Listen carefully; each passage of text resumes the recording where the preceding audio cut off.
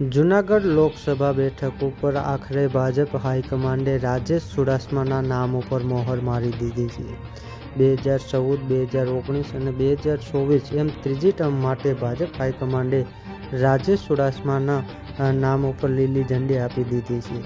ત્યારે 2014ની વાત કરવામાં આવે તો ત્યારે પણ જૂનાગઢ બેઠકને લઈને ભાજપ દ્વારા અનેક ચર્ચા કરવામાં આવી હતી, જેમાં પૂર્વ સાંસદ દિનુ સોલંકી તેમજ કોંગ્રેસમાંથી આવેલા ભાજપમાં ધારાસભ્ય જચ્છા બારડની વચ્ચે ભાજપે રાજેશ ચુડાસમાને ટિકિટ આપી હતી। ત્યારબાદ 2019ની અંદર પણ રાજેશ ચુડાસમાને ટિકિટ કાપી અને અન્ય ઉમેદવારને ટિકિટ આપવાની વાત હતી। ત્યારે ભાજપમાં કોળી સમાજમાંથી કોઈ મજબૂત ઉમેદવાર ન મળતા ફરીથી 2019ની અંદર રાજેશ ચુડાસમાને ભાજપે રિપીટ કર્યા હતા।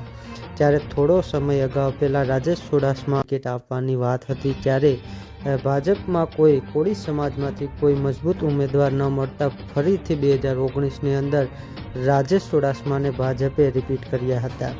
ત્યારે થોડો સમય અગાઉ પહેલાં રાજેશ ચુડાસમા વિવાદમાં પણ આવ્યા હતા। વેરાવળની અંદર ડૉક્ટર અતુલ સગના આત્મહત્યા કેસની અંદર રાજેશ ચુડાસમા અને તેમના પિતાનું નામ સામે આવ્યું હતું। ત્યારબાદ તેઓ વિવાદમાં રહ્યા હતા।